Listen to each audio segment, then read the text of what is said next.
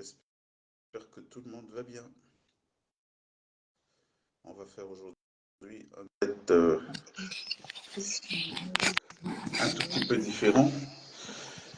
Armelle, Oui, alors si tu nous rejoins, il faut que tu me rassures très bien que je suis bien vu parce que la dernière fois, on avait juste une qualité d'image chaotique. Donc, alors, là, on te voit, mais on ne voit pas tes yeux. On te voit à partir du nez et le reste. comment? On ne me voit pas? En fait, on te voit, mais on ne voit pas tes yeux. Donc, il faut un peu, je ne sais pas, il faut un peu… Il faut pousser encore, comme ça? oui, un peu plus. Voilà, là, c'est parfait. Là, c'est bon? Bon, ça coupe un tout petit peu le haut ça coupe un tout petit peu le haut de ta tête. Ah, il faut encore pousser? Un peu, oui. Bon, super. Là, c'est bon. D'accord. OK. Oui, ça va. Alors, nos amis sont déjà connectés, mais par contre, moi, je ne te vois pas du tout, hein. Ah oui, moi, je n'ai Oui. pas, je te vois, je me vois. Est-ce que j'ai pas comme l'impression que tu es là? Ah si, je suis là, hein. L'écran est Ah, partagé. Enfin, d'accord. Ben, écoute, si toi tu vois bien, ben, écoute, ça veut il y dire a que... peut-être un réglage à faire, enfin, Ouais, un ouais, bouton. ouais, peut-être, peut-être. Bon, si l'écran est partagé et que tu me vois pendant que moi je suis là, attends, je vais rentrer pour voir un peu ce que ça donne.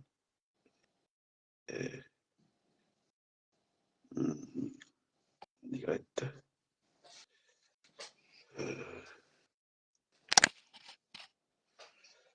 Ok, ben, il faut peut-être demander à nos amis, aux téléspectateurs, s'ils nous voient très bien, Oui, si on apparaît bien sur l'écran. Hein, mettez-nous, laissez-nous un petit com pour nous dire, nous rassurer que vous nous voyez bien, tous les deux, hein, que les têtes ne soient pas coupées pour que de toutes là, les ta façons. tête est coupée, enfin, le haut de ta… Voilà, quand tu recules, ça va. Là, ça va? Là, ça va. Oui. D'accord. Ok. Donc, Bah, je ne sais on va pas, laisser nos que amis nous c'est… rejoindre. Ben, c'est toi qui as le lead, hein, c'est toi qui sais, qui suit. Mais je propose qu'on ne perde pas du temps, qu'on y aille. Et puis, ceux qui veulent le voir après, ils pourront le voir, tout simplement. OK. Bon, ben, on Mais, va y mais, aller. mais Donc, est-ce que le son est bon? Est-ce que tu peux te rassurer si le son oui, est bon? dites-nous si le son est bon. Bonsoir déjà à vous tous qui êtes connectés. Est-ce que le son est bon? Bon, il y a Jifo Kamga qui dit oui. Mhm. D'accord. Et l'image, elle est bonne, Jeffo? L'image, On voit tout le le monde? Il n'y son, a est-ce que personne qui est tout est coupé? bon de votre côté?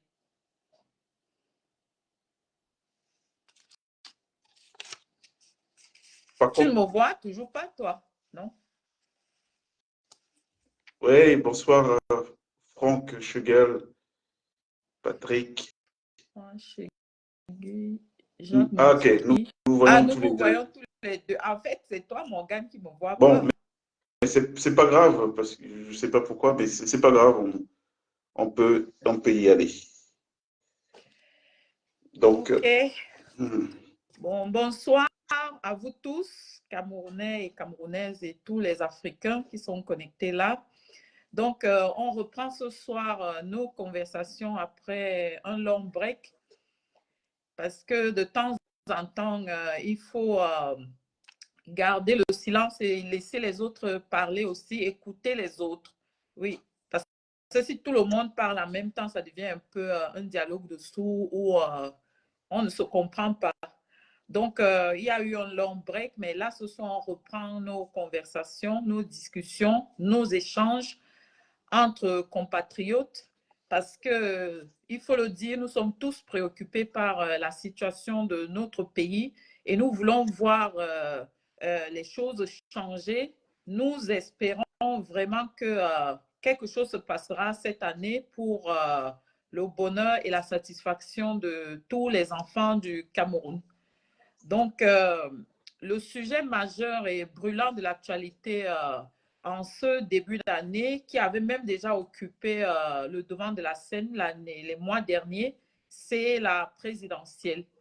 La présidentielle qui est une élection majeure et qui attire de plus en plus l'attention des Camerounais, justement parce que nous voulons le changement. Nous tenons à ce changement.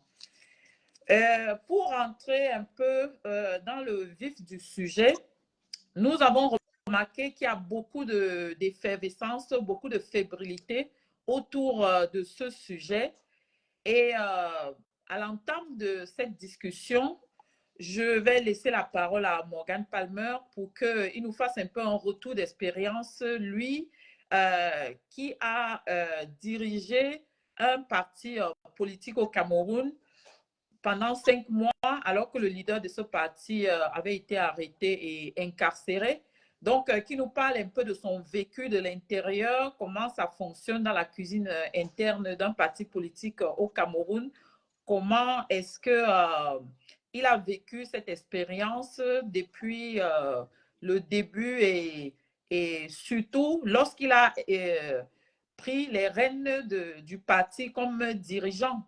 Donc, je te laisse la parole, Morgane. Merci beaucoup, cher Armel.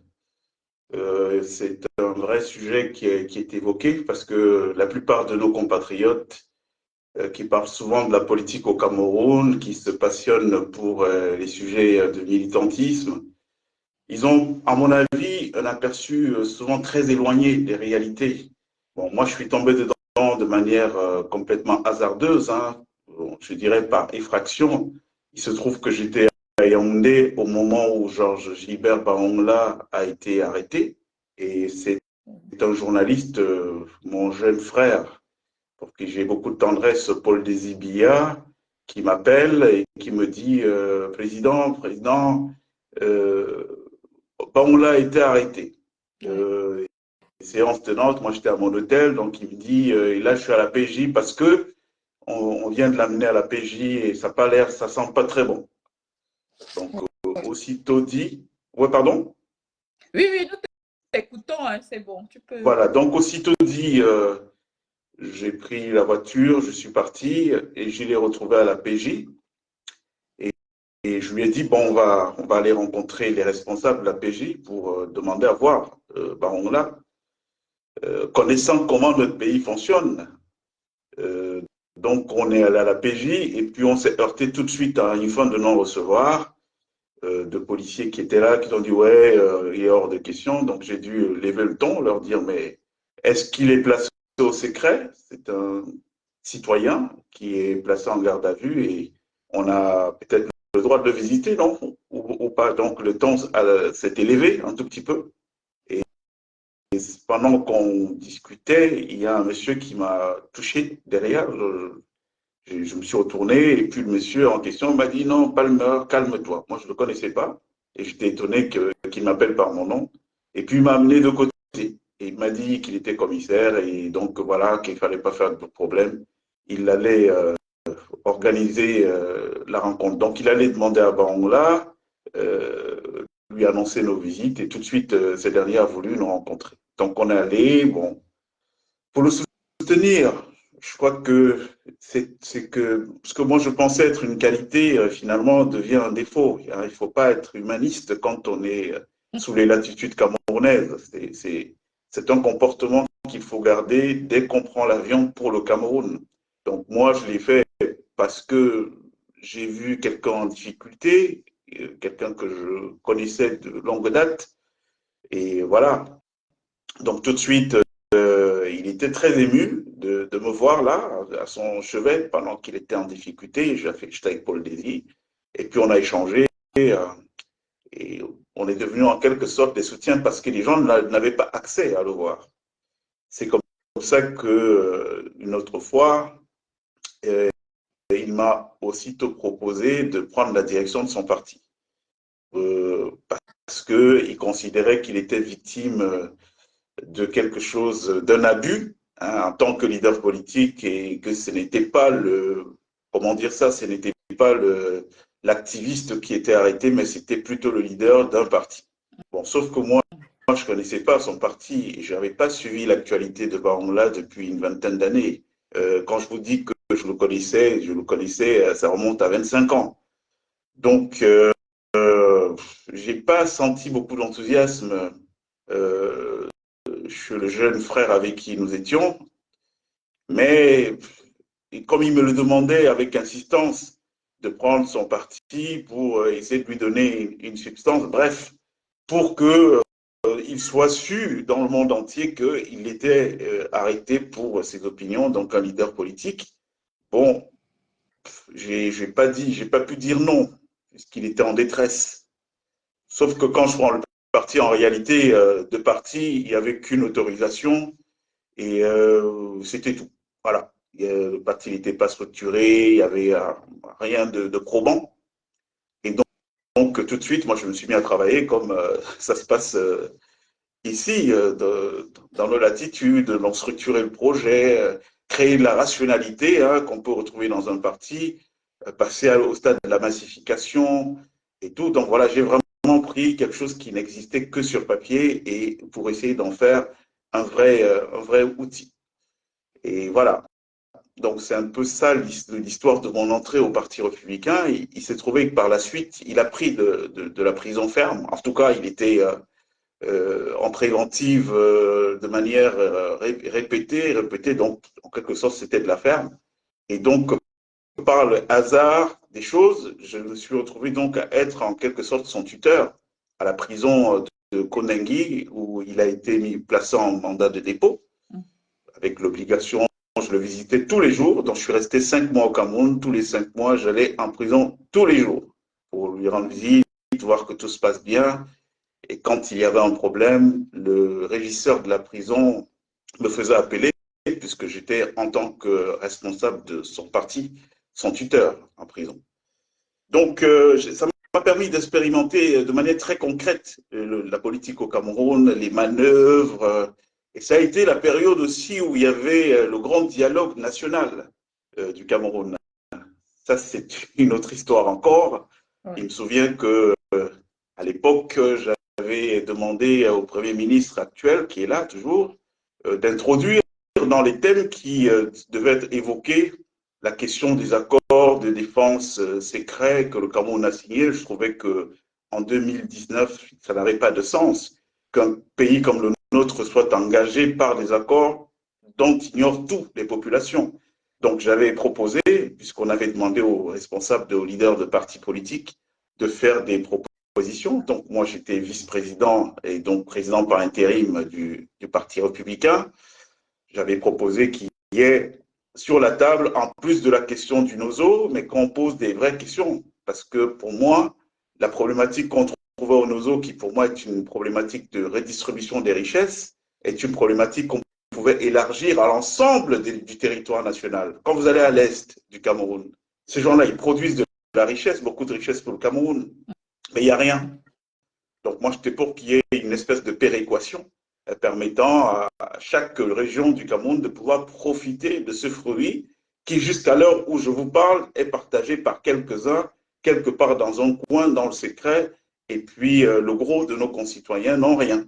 Donc j'ai posé le problème des accords de défense, qu'on en parle de manière très libre, et j'ai posé le problème de la répartition de la richesse, et j'ai posé, je crois, il y avait un troisième problème que j'ai posé, je ne me souviens plus très bien, donc, qui était celui de la sécurité sociale, hein, dire que bon, un pays comme nous, avec 30 millions d'habitants, avait vocation à permettre à chaque citoyen qui tombe malade de pouvoir se soigner. Et donc, on avait les moyens, nous, de mettre des mécanismes en place pour implémenter ces solutions.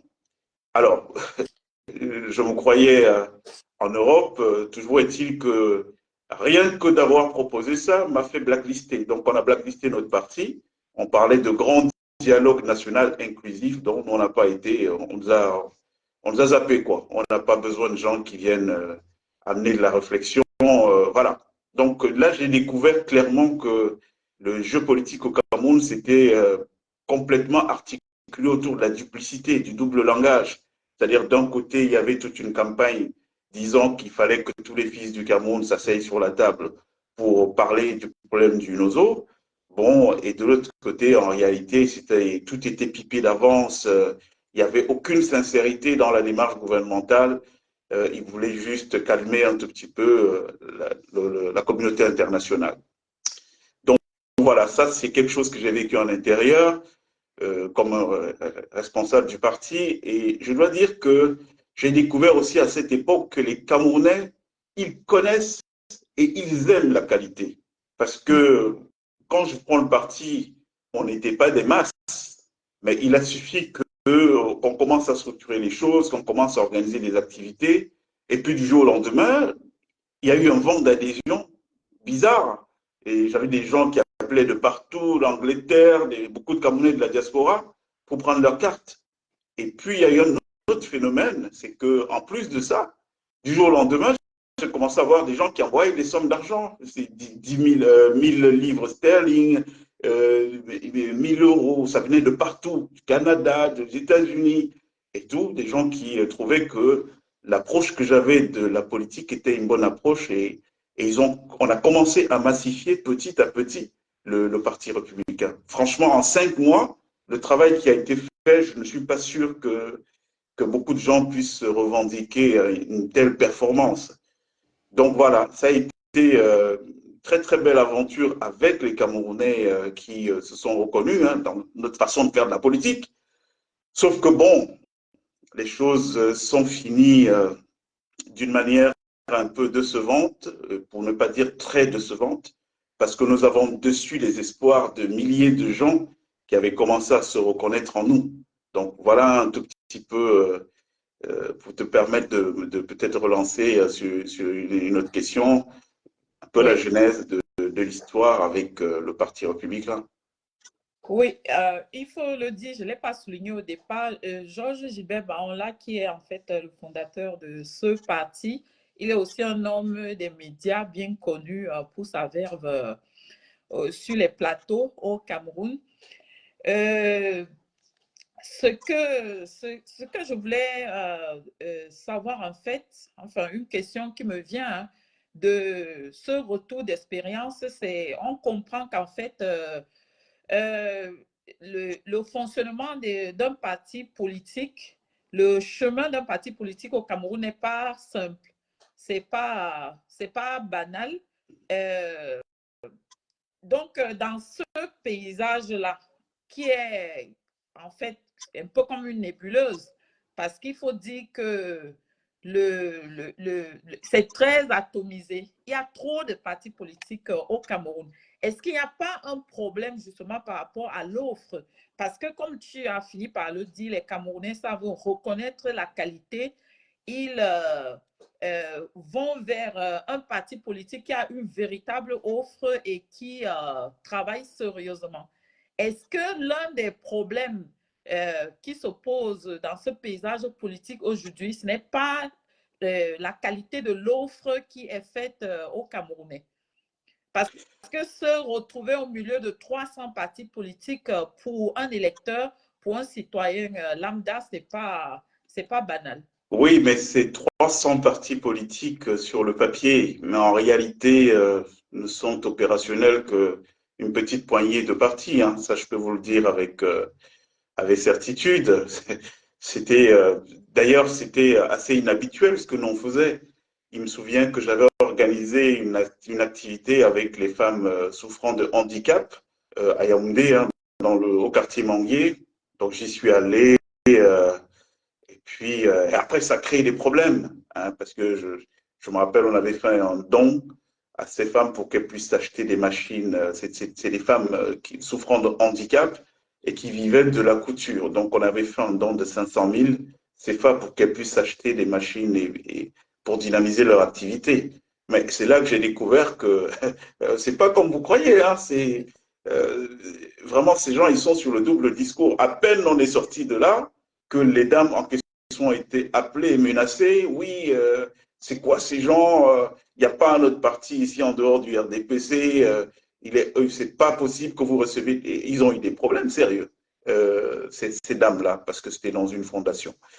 Et tout, je crois d'ailleurs que Roger Milla avait mis sur pied. Et je peux vous en citer comme ça plusieurs cas, pour vous dire que en réalité, s'il y a 300 partis sur le papier, très peu sont actifs. Hein. Il y a des partis dont on entend parler que peut-être quand une élection approche, et Oui. même des partis qui n'ont pas du tout, qui sont pas du tout opérationnels. Hein, je m'en souviens qu'on est parti une fois à Ebolova aussi, dans la banlieue de Belova, à l'entrée de la ville.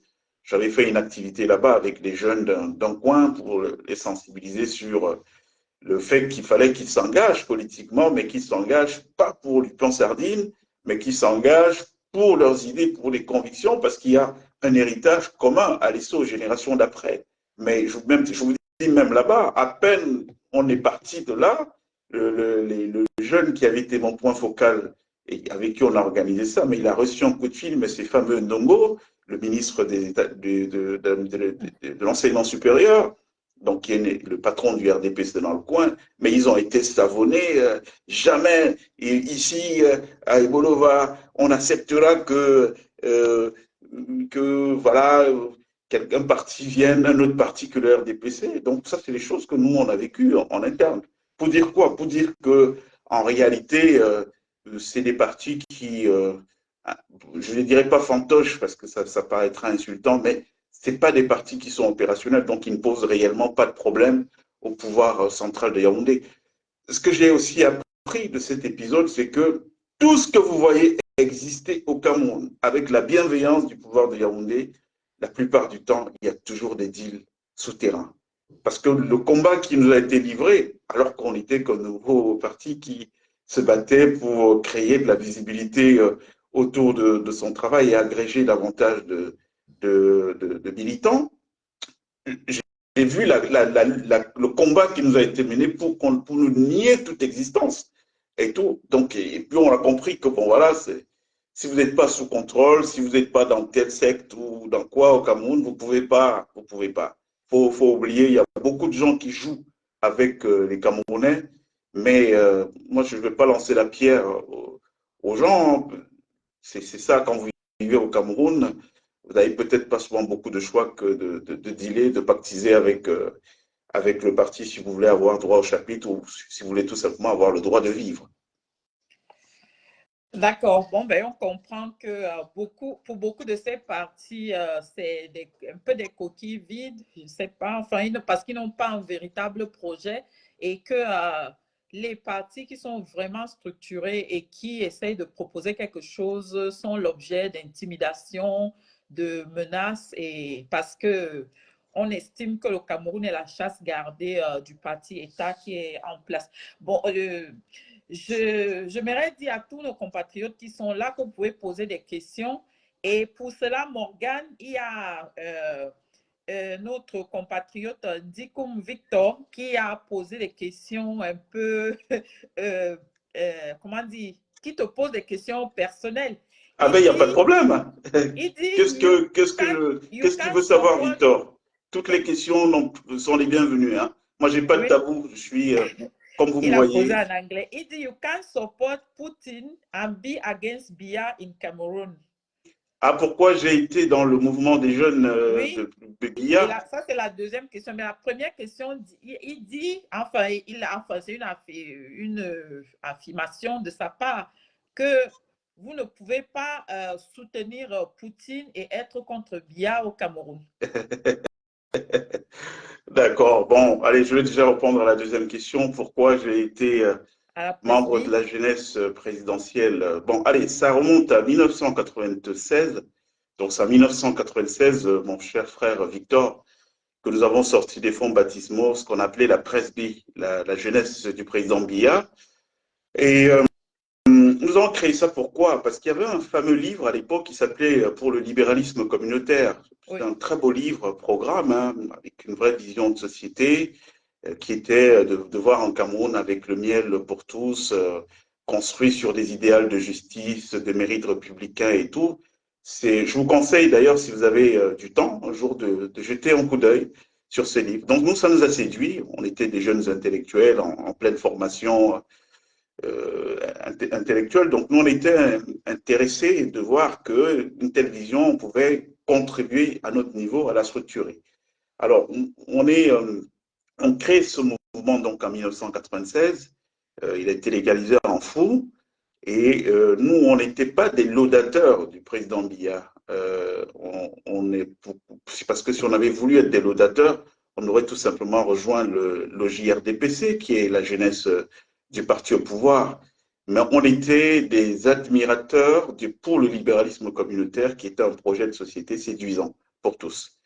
Et donc, on a mis en place ce mouvement-là, donc la Presby, et très rapidement, ça a été un gros succès. On était dans les 1 million de jeunes dans l'ensemble du territoire camerounais en termes d'adhérents. Donc, c'était la folie tout de suite. On allait un peu partout. Moi, je vous raconte des trucs, j'avais moins de 20 ans. J'étais un gamin d'ailleurs, pour la petite histoire. Il y a le type qui a cru en moi s'appelait Philémon Tcham. C'était lui le président de ce mouvement.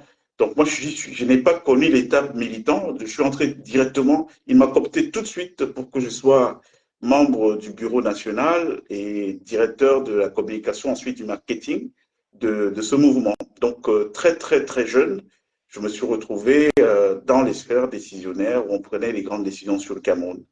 Bon, donc voilà, c'est parti d'un idéal, Victor. On n'était pas dans la mangeoire, nous on était des gens qui rêvions parce qu'on avait passé toute notre jeunesse à lire et puis à voir ce que les Marx ont fait, Karl Marx, à voir ce que d'autres gens ont pensé comme société dans le monde. Et il s'est trouvé que, bon, moi je ne suis pas resté très longtemps dans ce mouvement parce que très vite, j'ai compris qu'il y avait un hiatus entre les valeurs que ce bouquin-là, le libéralisme communautaire, essayait de vendre. Et puis, donc, toujours la question du double discours dont je vous parlais tout à l'heure. Et puis, dans les faits, la réalité. La réalité, c'est que, bon, le Cameroun n'a rien à voir avec le mérite. Il fallait appartenir à certaines chapelles pour pouvoir avoir droit de parole à l'agora. Donc, moi, j'ai trouvé que ce n'était pas du tout dans mes convictions. Je n'étais pas quelqu'un prêt à se compromettre parce que, voilà, il veut une réussite personnelle. Donc, très rapidement, j'ai quitté ce mouvement. Et puis, voilà, c'est l'une des raisons d'ailleurs qui m'a poussé à quitter le Cameroun à l'époque parce que, étant à l'intérieur, donc connaissant tous les gens qui décidaient au Cameroun, tous là que vous voyez, je les ai vus commencer pour plusieurs leur carrière.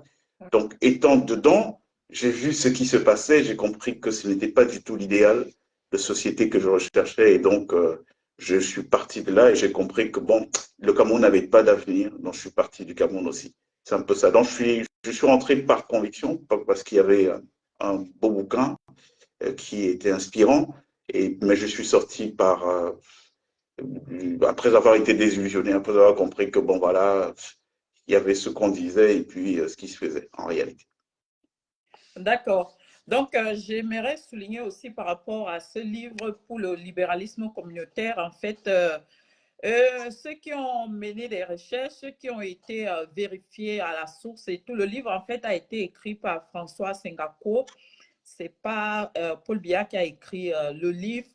Et effectivement, on se rend compte que c'était un idéal, des idées, comment dire, intéressantes qui étaient présentées, mais quand on met en regard ce livre-là que lui était supposé mettre en œuvre dans ses politiques au Cameroun, il n'y a pas photo. Le compte n'y est pas.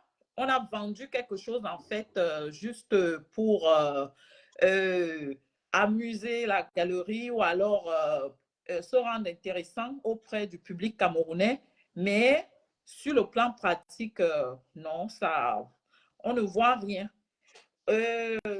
J'aimerais répondre à la première question qu'a posée M. Ndikoum Victor. Est-ce qu'on peut soutenir Poutine et, comment il a dit ça, et être contre Biya? Mais qui lui a déjà dit que je soutenais Poutine? Parce que je sais que les Camerounais ils sont très forts dans les affirmations. Euh, euh, alors, moi, sur la question de Poutine, c'est très simple. Moi, la vision qui est la mienne, elle n'est pas nouvelle, hein. Je suis pour une Europe, une grande Europe qui va de l'Atlantique à l'Oural.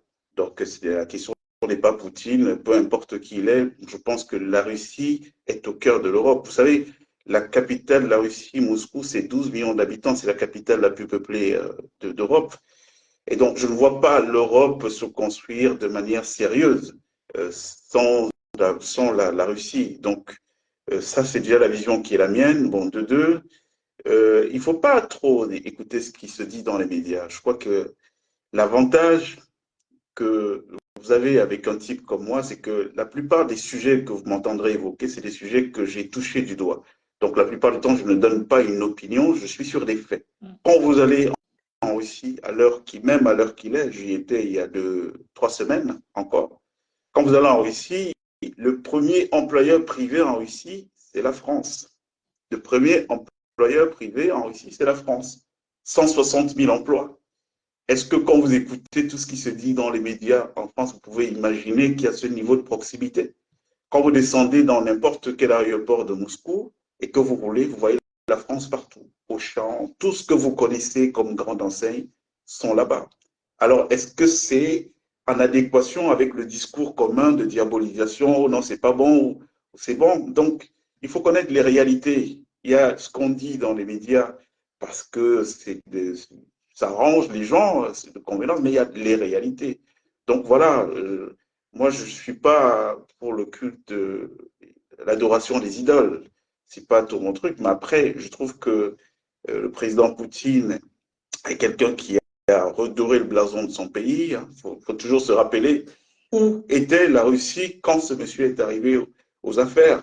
Il a trouvé une Russie qui était complètement déstabilisée. La quasi-totalité des sociétés d'État pour son pôle industriel vendu au rouble symbolique, il n'y avait quasiment plus rien, quoi. C'est un pays qui était quasiment à la ramasse, quoi. Il suffisait juste maintenant qu'on vienne le prendre à la petite cuillère. Et c'est de ça qu'il est parti pour construire pour que la Russie retutoie son lustre d'antan aujourd'hui. Donc c'est admirable. Moi, je suis pour des leaders qui travaillent pour leur pays, pour la postérité, pour le bien collectif, le bien commun. Allez en Russie, posez la question à qui vous voulez, vous entendrez ce qu'on va vous dire sur lui. Et je pense que le fait qu'il soit réélu de manière répétée depuis est assez éloquent. Ok, d'accord. Ben, pour ma part, je pense qu'on a besoin des leaders, des dirigeants forts en Afrique. On a besoin des dirigeants patriotes qui aiment vraiment leur peuple et qui ont un vrai projet de société, qui n'amènent pas chez nous des choses qui vont bousculer nos valeurs traditionnelles et autres. Donc, en ce sens-là, je pense que on a des leçons à tirer quand même de la Russie, malgré tout ce qu'on peut leur reprocher. Il y a une autre question qui est arrivée du compatriote Tabakem Djoutsa qui dit: Monsieur Morgan Palmer, pourquoi ne faisons-nous pas tous pression derrière le MRC avec le président élu Maurice Kamto? Ben, il n'y a pas que le MRC comme parti politique au Cameroun, il y a beaucoup d'autres partis de formation. Et je ne sais pas pourquoi il y a toujours cette orientation à vouloir amener. Moi, je vous ai dit que je ne suis pas pour le culte des idoles. Ce n'est pas du tout la conception que j'ai de la vie. Je suis un esprit libre et j'aime bien choisir sur des critères complètement objectifs. Donc, il n'y a pas que le MRC au Cameroun, qui est une très grande formation politique. D'ailleurs, parlons de l'époque du Parti républicain. J'ai eu à l'époque la chance de rencontrer M. Mamadou Motard en prison, dans mes différentes visites à la prison centrale de Koningui. Et voilà, on s'est établi une belle fraternité entre nous parce que voilà, on avait, comment dire, un respect mutuel. Donc c'est une grande organisation politique, mais il n'y a pas que cette organisation politique. Il y a des organisations politiques comme l'UPC aussi au Cameroun qui ont été là dans les combats d'avant-garde, les grands combats où il y a des sacrifices de vie, des gens qui sont morts. Et c'est des partis qui avaient un caractère national, réunissant des Camerounais de partout, et des partis qui nous ont offert en termes d'héritage, de legs. En Cameroun, on ne savait pas que tel vient de telle région, tel vient de telle autre région.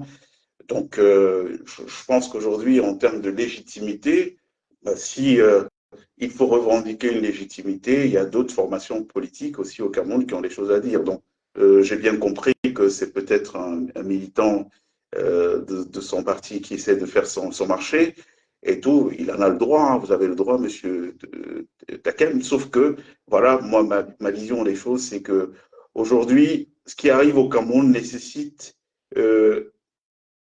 un élan qui soit au-dessus des partis. C'est-à-dire qu'aujourd'hui, ce qu'il faut créer au Cameroun, c'est un mouvement pour rassembler, réconcilier et reconstruire le Cameroun, hein, autour de ces trois aires. Il faut des talents de partout, parce qu'on a bien vu ce que nous offre la scène politique camerounaise aujourd'hui en termes de répliques tribales et puis de petites querelles qui n'amèneront le Cameroun nulle part. Donc, en ça, vraiment, on est en train de critiquer un fascisme, celui de la gouvernance actuelle, et on retombera sur d'autres fascismes. En tout cas, le pouvoir, en général, accentue les défauts des gens. Et donc, si vous voyez des gens avoir certains comportements alors qu'ils ne sont pas en situation de pouvoir, sachez que ces comportements vont s'amplifier quand ils auront le pouvoir. Donc aujourd'hui, je pense que ce qui est bien pour le Cameroun, ce vers quoi nous devons tous partir, puisque de toutes les façons, toute l'offre politique que nous avons aujourd'hui a échoué à rassembler les Camerounais, c'est de partir vers un mouvement qui va prendre ce qu'il y a de bien partout et puis de se dire, bon, l'épisode de la politique politicienne, on la met entre parenthèses et on focalise sur la construction du développement. Vous savez, ce n'est pas la démocratie qui construit le développement, ça n'a rien à voir. Vous avez beaucoup de pays dans le monde qui sont développés et qui ne sont pas forcément des régimes démocratiques, qui sont des régimes autoritaires.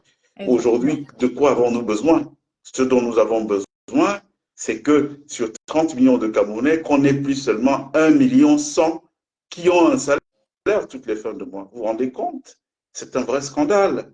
750 000 du secteur privé au Cameroun, 324 000 du secteur public. Voilà les gens qui ont accès à un salaire au Cameroun. Ça veut dire qu'il faut que chacune de ces personnes-là, de ce million, s'occupe de 30 Camerounais pour que le pays s'en sorte. Vous voyez qu'il y a des urgences qui dépassent les questions de querelles partisanes, tribales, quand je pense que nous sommes en train de déshonorer la mémoire de nos devanciers, la mémoire des pères fondateurs de notre pays. Hein? Vous savez qu'à l'époque, quand Oumiobe est parti aux Nations Unies représenter le Cameroun, vous savez qui a financé son déplacement? Ce sont les chefs bamileke. Voilà, ils n'ont pas dit oui, bon, lui c'est un Bassa, ou Abel Kingé c'est un Douala, ou Félix Noumier c'est un Bamoun, ou Ernest Wandier c'est un Bamileke. Non, non, ils n'étaient pas dans cette logique. Alors on ne peut pas 70 ans après, qui nous ait mis à ce niveau-là, revenir sur des choses où on est dans les replis tribaux, le repli tribal qui n'apporte rien au Cameroun et qui permet plutôt de jouer le jeu du parti au pouvoir. Voilà, parce qu'ils sont contents, hein. Rassurez-vous, je les connais très bien. Chaque fois que vous vous tapez dans la gueule là, entre différentes factions d'opposition, mais eux, ils se frottent les mains. Ils savent que bon, ils en ont pour l'éternité là, de leur pouvoir. Donc voilà, je pense qu'il faut qu'on évoque les questions autrement. De toute façon, vous apprendrez que moi, je ne suis pas un type qu'on cueille comme un petit lapin de 6 semaines. J'ai de la bouteille, j'ai du vécu. Donc il va falloir que vous appreniez que quand c'est un débat avec moi ou qui me concerne, moi je ne suis pas dans les trucs partisans, je me place toujours au-dessus de la mêlée pour qu'on voit ce qu'il faut. Il faut aujourd'hui une attitude déception, une attitude originale pour trouver des solutions aux problèmes de notre pays. Et on n'est pas obligé, moi je ne suis pas candidat à quelque chose, je ne vais pas être président, je laisse ça à d'autres, mais par contre je suis candidat à donner de ma voix, à donner de mes idées, de mon énergie, de mon temps, pour qu'on trouve le nouveau modèle de développement qui permettra que les générations d'après soient fières de nous, qu'elles se rappellent que, ah, on a eu des ancêtres qui, pendant les périodes de braise, se sont mobilisés, ont risqué leur vie. Parce que vous savez, moi, avant février de l'année dernière, personne ne m'avait jamais entendu parler. Pourtant, j'étais un type qui agissait.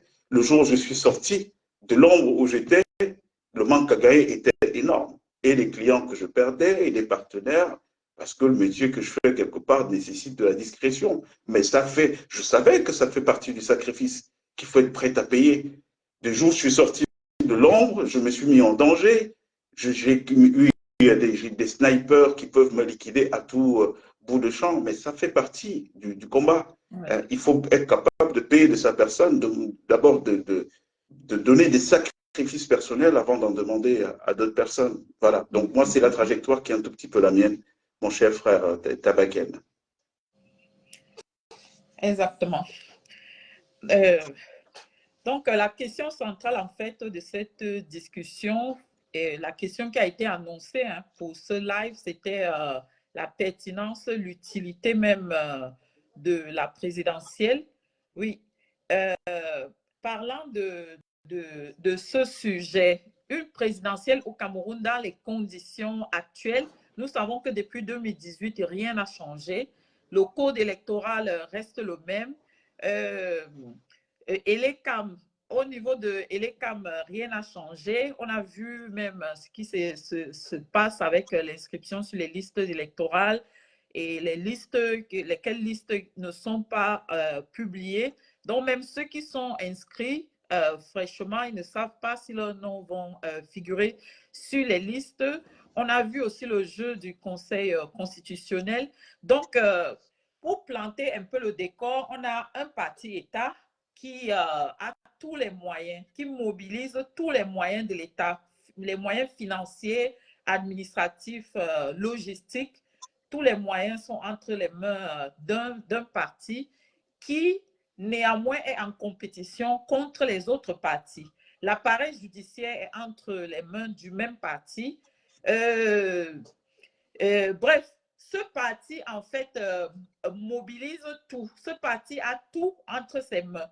Donc, en réalité, dès le départ, les dés sont pipés. Le jeu est faussé dès le départ. C'est très difficile d'avoir une élection transparente, une élection juste dans ces conditions-là. Donc, moi, je voulais vous poser la question, Morgane Palmer. Cette élection, est-ce qu'elle est vraiment utile dans ces conditions-là? Qu'est-ce qu'on peut en espérer, étant donné que rien n'a changé depuis 2018? Bah, c'est une autre arnaque, 43 ans après, hein, qui est en préparation. Non, clairement, il n'y a pas d'élection présidentielle à tenir au Cameroun. Pourquoi? Parce qu'on n'a plus d'état de droit. Alors, quand on n'a plus d'état de droit, ça veut dire qu'on n'aura pas des institutions en capacité d'arbitrer dans une compétition. Alors, si on n'a pas des institutions en capacité d'arbitrer dans une compétition, ben, pourquoi organiser la compétition? En ce moment, ceux qui gardent le pouvoir de force, ils n'ont qu'à assumer que, bon, voilà, nous sommes les plus forts, donc on est là, on garde le pouvoir de force, que d'organiser des simulacres de ce que nous vivons depuis des années. Moi, je vous ai dit que pour en parler, je peux vous dire des choses parce que j'ai été sur place, j'ai vu ce qui s'est passé. Moi, vous me parlez tout à l'heure du Parti républicain, on va revenir sur la question de l'importance de la tenue ou non de cette présidentielle. Moi, j'étais au Parti républicain, je vous ai dit tout le travail qui a été fait, donc j'avais mon temps partagé entre m'occuper du prisonnier Georges Gilbert Baongla, gérer sa famille, en tout cas celle à laquelle j'avais accès, ses employés, pour qui j'étais devenu l'assistant social, et puis le parti politique. Mais vous savez que quand on a fini de faire ça, quand on a fini de dire aux gens c'est intéressant, on a des gens qui envoyaient beaucoup d'argent, je vous le dis, et jusqu'aujourd'hui j'ai beaucoup de gratitude de voir que les Camerounais peuvent s'élever. Et je vais vous étonner, la plus grosse mobilisation que j'ai eue autour du Parti républicain, en tout cas dès le départ, ce sont nos frères de l'Ouest. Moi, je n'aime pas parler en termes de tribus, non, mais il faut dire quand même les choses telles qu'elles sont. Pour répondre à notre frère tout à l'heure qui demandait pourquoi pas autour du RMRC, les plus gros donateurs du Parti républicain ont été des frères de la diaspora de l'Ouest Cameroun qui sont venus sans qu'on aille les chercher. Ils ont compris qu'il y a quelque chose à faire. C'est pour ça qu'il faut éviter tout ce qui est repli tribal, généralisation, tout ce qui est essentialisme. Il ne faut pas essentialiser. parce que vous ne savez pas qu'est-ce que pensent les gens réellement. Donc, pendant qu'on a fait ça, ces gens sont venus, se sont mobilisés. J'ai même, à l'époque, été en contact avec beaucoup de gens du RDPC, l'aile progressiste, qui sont venus vers nous, dire, nous, on veut vous rejoindre et tout, parce que voilà, on est à l'étroit dans le parti et de toute façon, rien ne bougera au sein de cette machine. On aime bien le discours, la tonalité qui est la vôtre, qui est de dire qu'il faut que tous les Camerounais se mettent ensemble pour bâtir un nouveau projet civilisationnel. Et donc, nous, on veut venir, on est prêt à mettre des fonds, mais à condition que vous voyez avec votre leadership. Moi, il y a des gens qui m'ont dit oui, parce que votre président, là, c'est un fou. Le jour où il sortira de prison, il va renoncer à tous les engagements qu'il aura pris. Moi, à l'époque, j'étais naïf, enfin, pas naïf, mais je ne connaissais pas jusqu'où pouvaient aller les gens. Donc, j'ai pris des engagements. Moi, je suis allé rencontrer Georges-Julien Bangla en prison pour lui dire, bon là, qu'est-ce qu'on fait? On a une meute de militants, de gens qui viennent, qui rejoignent le parti, mais ils posent un problème, c'est le problème de ta stabilité en tant que personne, parce que moi, je parle de manière très libre. Qu'est-ce qu'on fait de ces gens-là? Au point où on est arrivé dans la négoce, et ça, c'est des choses qui sont importantes à savoir, de comprendre comment ça fonctionne réellement le monde politique. On est arrivé dans la négoce. Moi, j'ai une pléthore de gens qui quittaient le RDPC pour nous rejoindre au Parti républicain. Et ils ont posé comme condition que Bangla ne les rassurant pas, il fallait que ce soit plutôt moi leur interlocuteur. Moi, je suis allé voir Bangla, je lui ai dit, bon voilà, on a ces gens-là. Pour l'instant, c'est moi qui finance le parti. Ouais, parce que je suis arrivé, il n'y avait rien. Le parti n'avait même pas de compte. Bref, il n'y avait pas d'activité. Les comptes du parti, c'est moi qui les ai créés. L'activité, nous l'avons diversifiée avec les frères qui ont porté le projet. Et donc, on a eu des gens qui venaient, qui étaient prêts à financer la participation à l'élection de 2019, aux élections locales de 2019. Donc, voilà. Bon, là, il a dit, bon, ok, bon, moi, je veux me retirer. Sauf que moi, je vais être candidat à la présidentielle. Je lui ai dit, chiche, moi, ça ne m'intéresse pas d'être président. Donc, on trouve un accord, puisque ces gens ne sont pas rassurés par toi. Tu deviens président d'honneur avec, on retouche les statuts, disant qu'en cas d'élection présidentielle, le candidat naturel du parti, c'est le président d'honneur. Comme ça, tu vas être candidat. Donc, on ne te met pas complètement à la touche. On est tombé d'accord. Ces gens-là nous ont rejoints. Et puis, patatras, dès qu'on arrive à l'élection, à la période d'élection, je suis appelé un jour par Bangla qui me dit non, non, non, il ne faut pas que le parti participe aux élections parce que, voilà, il ne veut pas que le parti soit dans une élection quand son père aux affaires. Oh. Qui peut croire à ça? Si moi, qui ai vécu la chose de l'intérieur, je ne vous la raconte pas, qui peut croire à ça? Donc, du coup, me mettant en porte-à-faux avec des gens qui sont venus en contrepartie d'un engagement dont j'apparaissais comme un mytho et tout. Vous pouvez imaginer ça, ce que je vous dis là?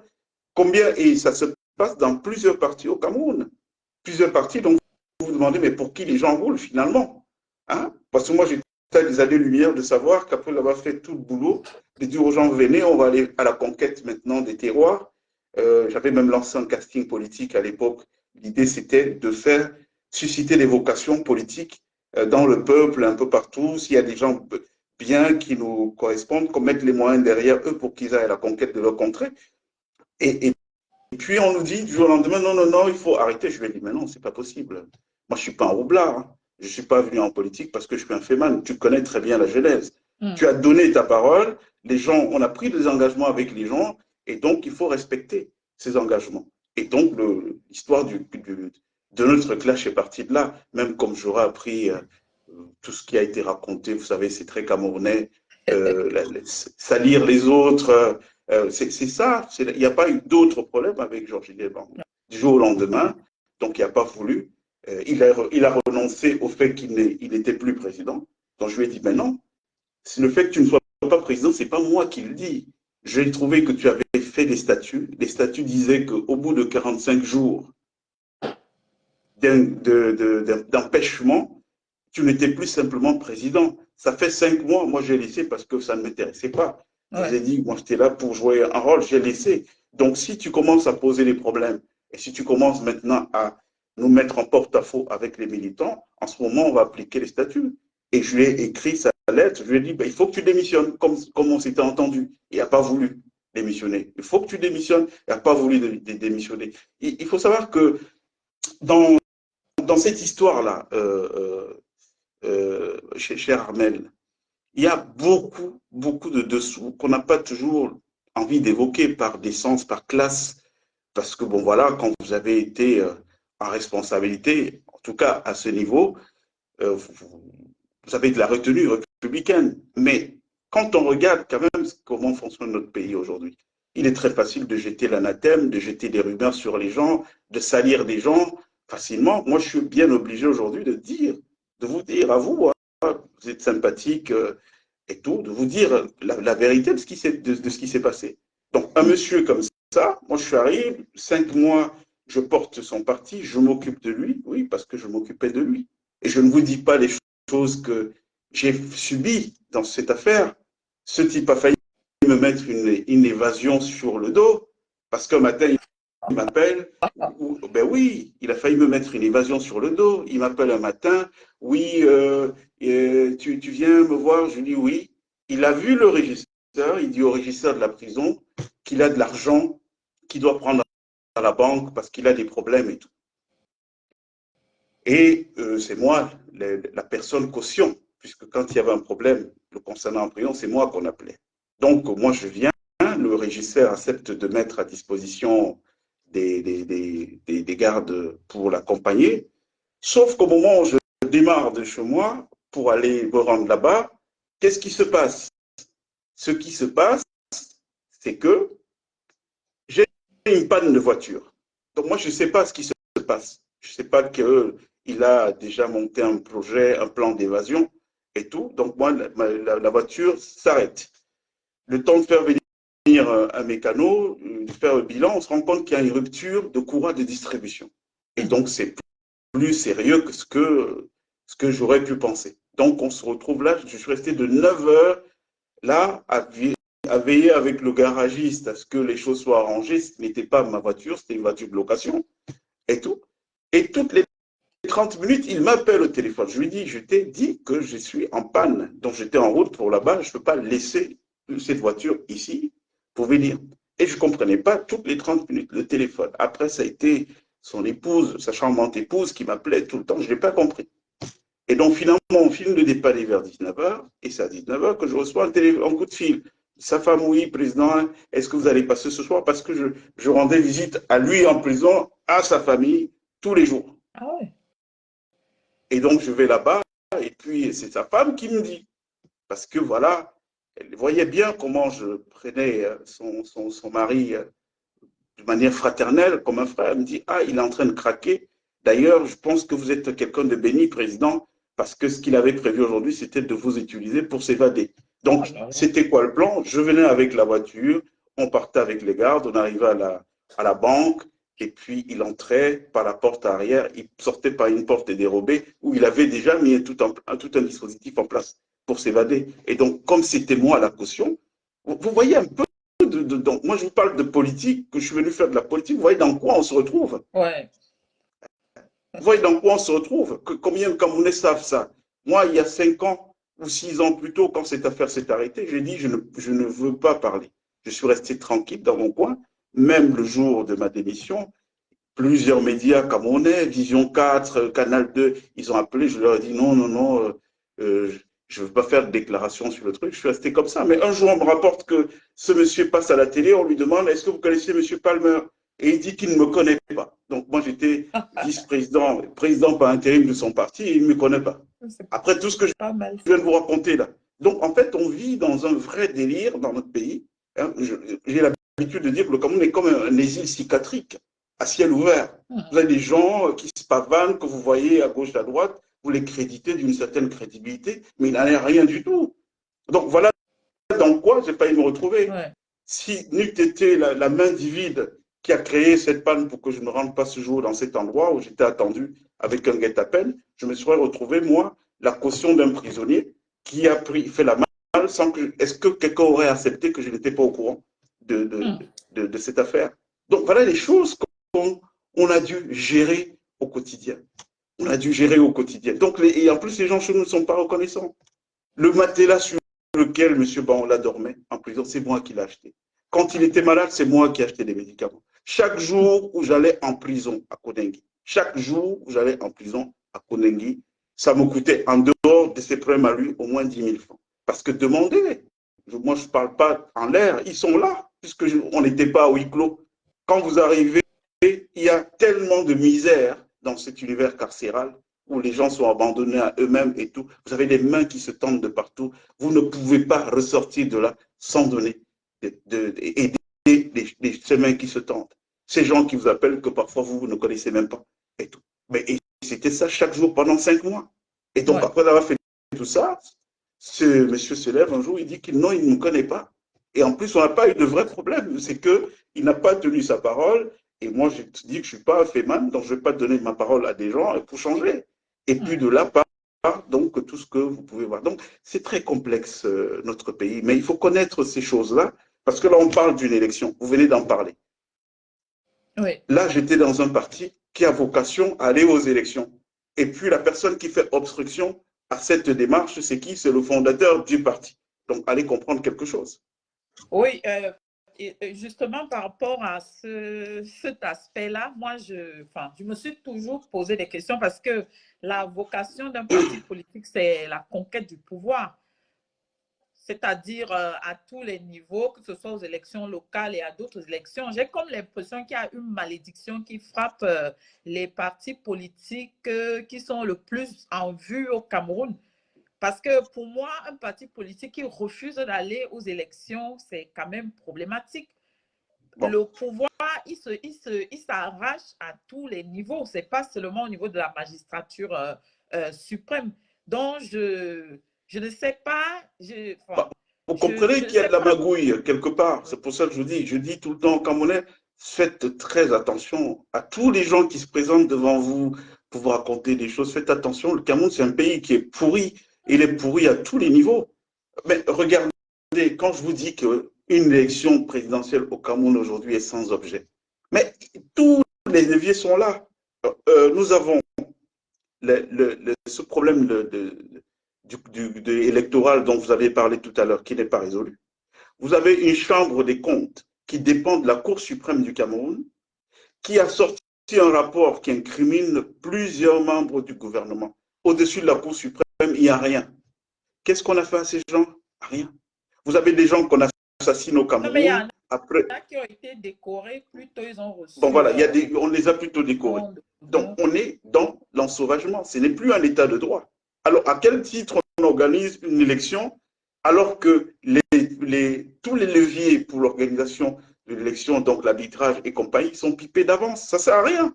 Il faut simplement que les gens assument l'idée que, bon, nous sommes là parce qu'on est fort. Et puis maintenant que ceux qui sont en face s'organisent aussi en se disant, bon, ils sont forts, il faut qu'on s'organise nous aussi en force pour prendre les choses. Vous savez, il y a plus d'un an que je l'ai dit, les gens ont pensé que j'étais un doux rêveur quand j'ai commencé à dire que c'est une insurrection qu'il faut au Cameroun. Je le disais, c'est le patriotisme. Et j'assumais, et comme je l'assume aujourd'hui, j'assumais l'idée qu'on ne peut pas construire le progrès au Cameroun demain avec ces gens. Vous les avez habitués à quoi? Ils sont habitués à la jouissance, puisqu'ils ne travaillent pas. C'est quoi le bilan de 43 ans de pouvoir de la majorité actuelle?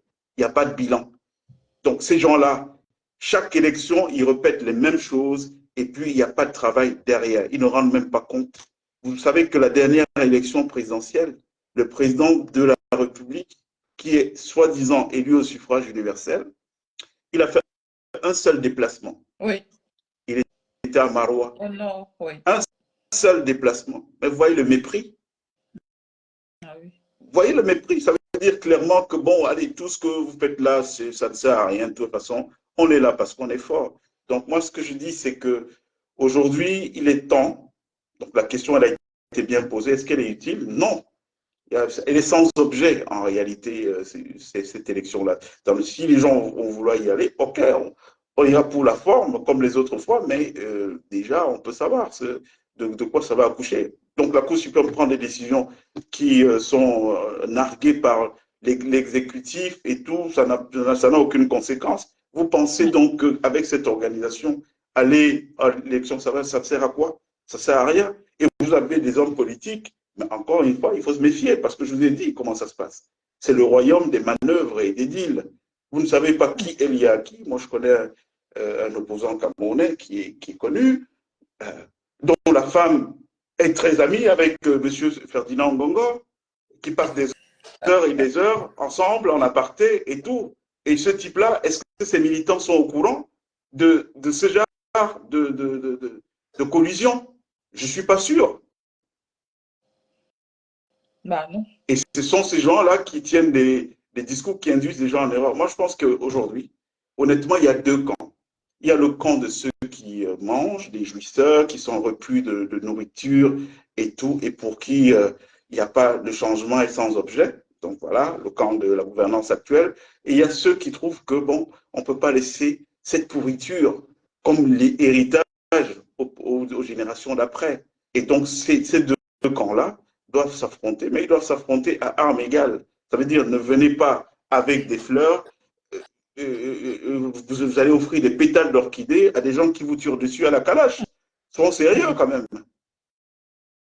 Donc voilà, je ne sais pas trop sur quoi les gens comptent, mais vraiment, je demande à nos frères du Cameroun, à nos sœurs du Cameroun de faire preuve de lucidité.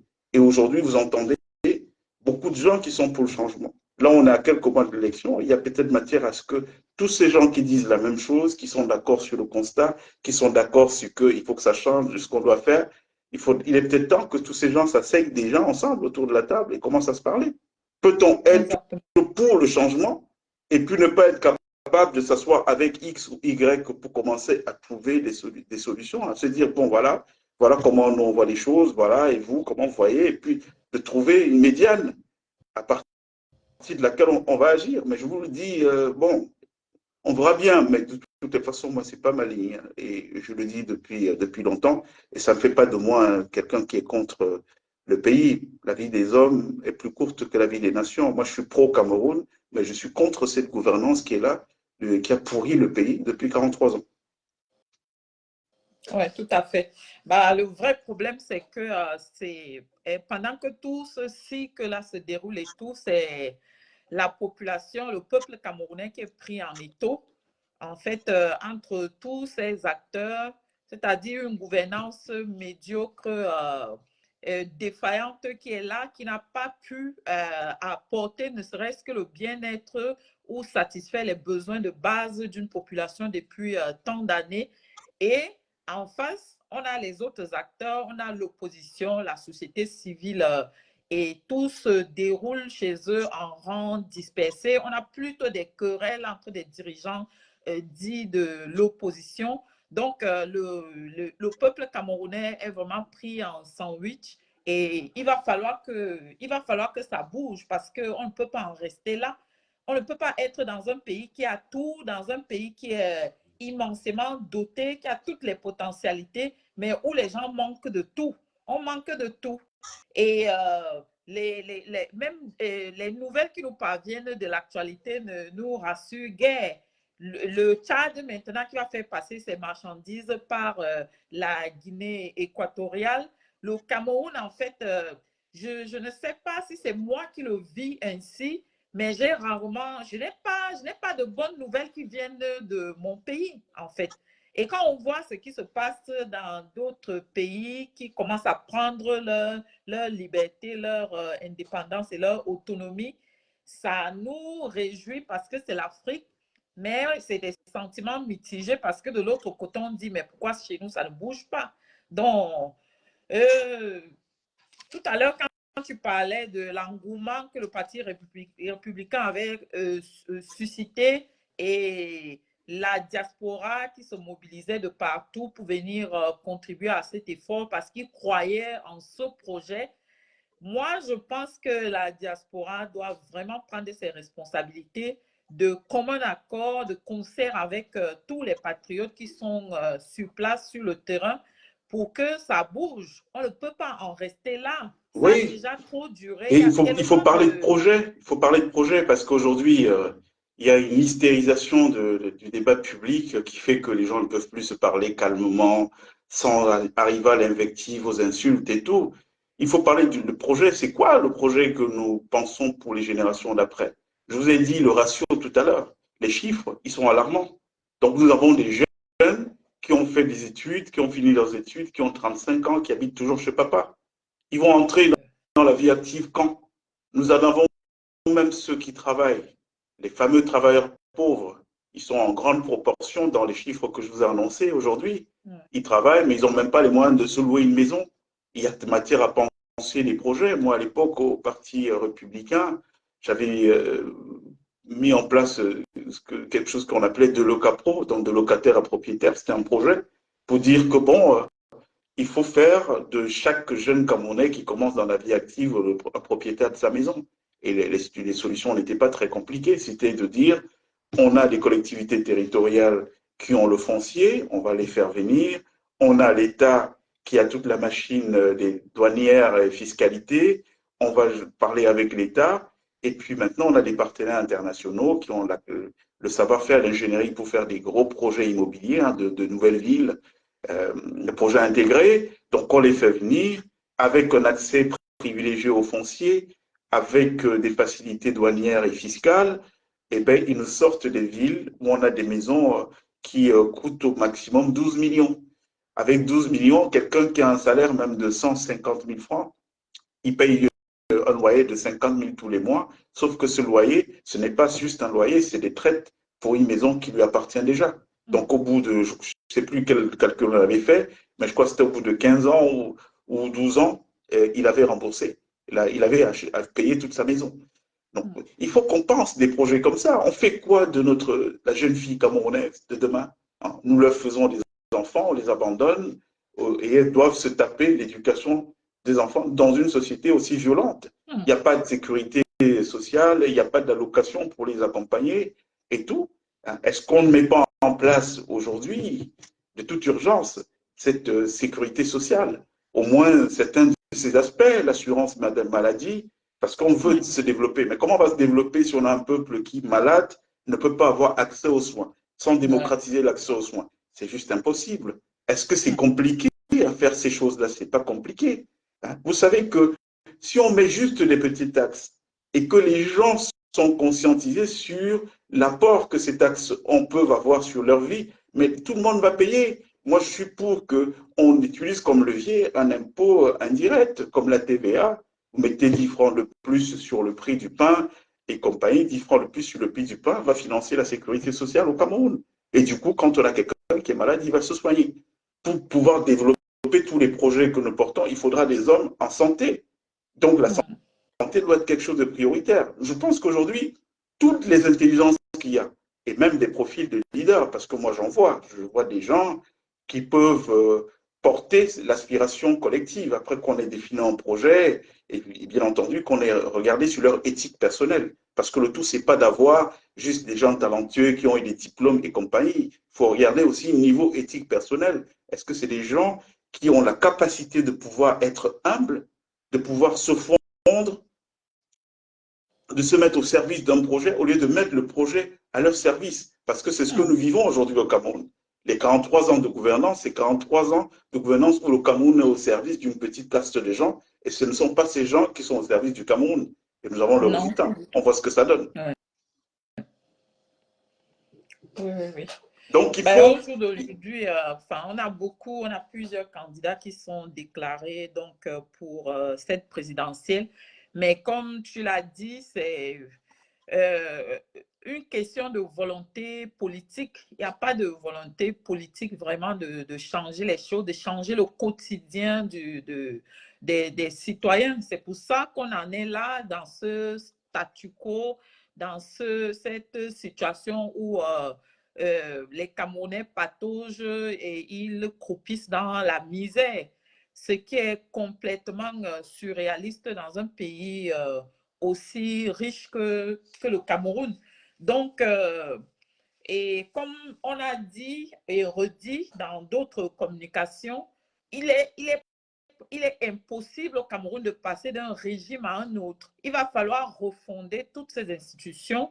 Il va falloir tout remettre à plat, oui, pour repartir sur des bases saines, pour même organiser une élection juste, transparente et objective pour tous les concurrents. Voilà. Donc, Oui, il faut passer par la transition. C'est pour ça que il faut passer par la transition et ça doit être une parenthèse même à la démocratie, même de 10 ans. Ce serait pas trop parce que, vous voyez, tous les cerveaux sont à l'envers. Il faut les remettre à l'endroit. Et vous ne pouvez pas faire ça comme ça. Qu'est-ce que les gens croient?